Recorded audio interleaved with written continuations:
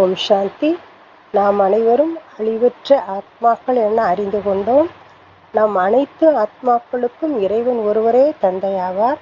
ஒவ்வொரு மதத்திலும் வெவ்வேறுபட்ட பெயர்கள் மற்றும் வடிவங்களில் அவர் வணங்கப்பட்ட போதும் அவரை நிராகரராக, அதாவது உடலற்றவராக ஒளி வடிவத்தில் அனைவரும் ஏற்றுக்கொள்கின்றனர். இந்து மதத்தில் அந்த ஒளி வடிவிலான இறைவனை லிங்க வடிவத்தில் வணங்குகின்றனர்.